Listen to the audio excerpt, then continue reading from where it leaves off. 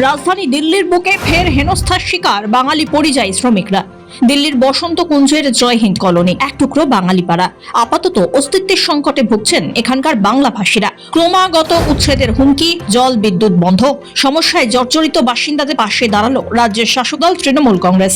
বাংলার মুখ্যমন্ত্রী মমতা বন্দ্যোপাধ্যায়ের নির্দেশে তৃণমূলের 3 সদস্যের প্রতিনিধি দল ওই এলাকায় গিয়ে বাসিন্দাদের পাশে দাঁড়ানোর বার্তা দিলেন।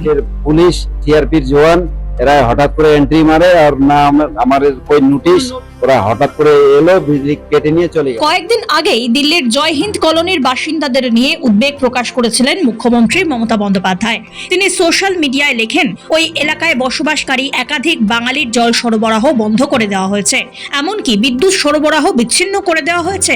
সমস্যায় জর্জরিত বাসিন্দারা বাধ্য হয়ে জলের ট্যাঙ্কারের বন্দোবস্ত করেছিলেন, তবে পুলিশ এবং আরপিএফ বিকল্প পথে জলের বন্দোবস্ত করতে দেয়নি বলেও অভিযোগ।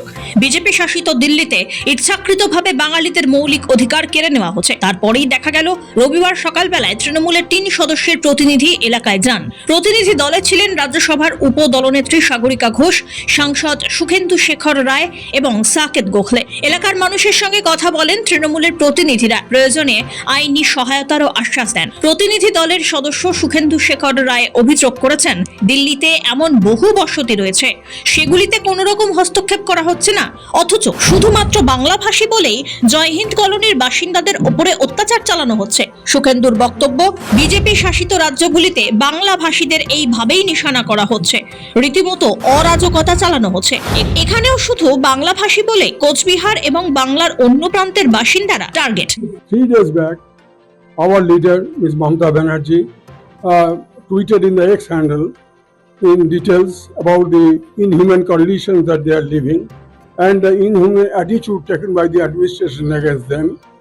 And therefore, as per her direction, we visited the place and we appeal to all the political parties and social organizations in Delhi to stand by them on humanitarian grounds, because they are living in subhuman. Only because they are speaking Bengali, Bengali speaking people, the authorities are on their feet to initiate all such inhuman action against them. This is not only condemnable, they must get some place in this vast country. তৃণমূলের রাজ্যসভার সাংসদ জানিয়েছেন, এই বাসিন্দারা যে জমিতে রয়েছেন সেই জমির মালিকানা নিয়ে চলছে বিতর্ক। বিষয়টি আদালতের বিচারাধীন। এখনো এই নিয়ে সিদ্ধান্ত জানায়নি আদালত। তার সত্ত্বেও কেন এখানকার বিদ্যুৎ এবং জল বন্ধ হলো, প্রশ্ন তুলেছেন সুখেন্দু। তিনি জানিয়েছেন, এখানকার বাসিন্দারা আইনি লড়াই লড়ছেন, সেই লড়াইয়ে প্রয়োজনে সাহায্য করতে পারে Trinamool. They are being compelling to leave that place because the area comprises about 5 acres and owned by some private parties. They reportedly they are the owners of the land, and in a portion of the land they live together for last 2 decades. Now all on a sudden this thing has happened. ঘটনার রেশ ছড়িয়ে পড়েছে রাজ্য রাজনীতিতে। শাসক দল তৃণমূলের নেতৃত্ব এই ঘটনা নিয়ে যথেষ্ট তৎপর। রাজ্যসভার সাংসদ সামিরুল ইসলাম নিজে গিয়ে যোগাযোগ করেছেন শ্রমিকদের সঙ্গে, ফিরিয়ে আনার উদ্যোগও শুরু হয়েছে। এছাড়াও কেন্দ্রীয় স্বরাষ্ট্রমন্ত্রী অমিত শাহের উদ্দেশ্যে চাপ বাড়াচ্ছে তৃণমূল। বাংলার 2 সাংসদ সামিরুল ইসলাম এবং ইউসুফ পাঠান চিঠি লিখে দিল্লি সহ বিজেপি শাসিত রাজ্যগুলিতে পরিযায়ী শ্রমিকদের নিরাপত্তা নিশ্চিত করার দাবি জানিয়েছেন। যদিও রাজ্যের বিরোধী দলনেতা শুভেন্দু অধিকারী বারবার আটক শ্রমিকদের সঙ্গে রোহিঙ্গা ইস্যুও টেনে এনেছেন। সাসপেন্ড করেন তৃণমূল নেতা সুমন কাঞ্জিলালকে, পিএসসির কেন চেয়ারম্যান করেন, কেন বিজেপির কোন এমএলএ স্ট্যান্ডিং কমিটি বা হাউস কমিটির চেয়ারপারসন নেই, কেন অপোজিশন লিডারকে 8.5 মাস 4 বছরের মধ্যে বিধানসভার বাইরে রেখেছেন। এটা আমি উড়িষ্যা স্পিকারকে বলেছি, মাননীয় the great speaker of Bengal বিমান ব্যানার্জিকে প্রশ্ন করতে। শীতলকুচিতে আজকে বিজেপি বিধায়ক যেভাবে হ্যাকেল হলো আজকে শীতলকুচি, কি বলবেন?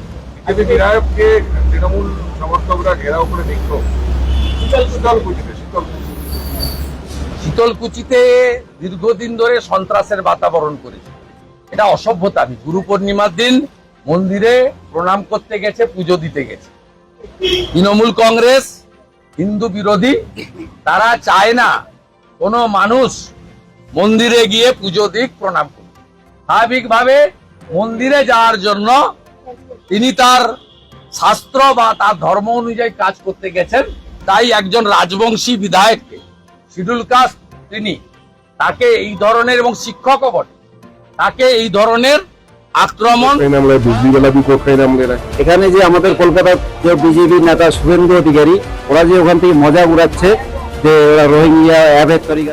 এই রাজনৈতিক চর্চা চলবেই, এসবের মাঝেই হস্তক্ষেপ করেছে কলকাতা হাইকোর্ট। হেনস্থার একাধিক ঘটনার পরিপ্রেক্ষিতে মুখ্য সচিবকে অবিলম্বে ব্যবস্থা নেওয়ার নির্দেশ দেওয়া হয়েছে। বাংলার পরিযায়ী শ্রমিকদের পাশে দাঁড়িয়ে মুখ্যমন্ত্রীর সাফ বার্তা, অন্যায় যেখানেই হোক বাংলা তার বিরুদ্ধে লড়বে। ব্যুরো রিপোর্ট, সময়, কলকাতা।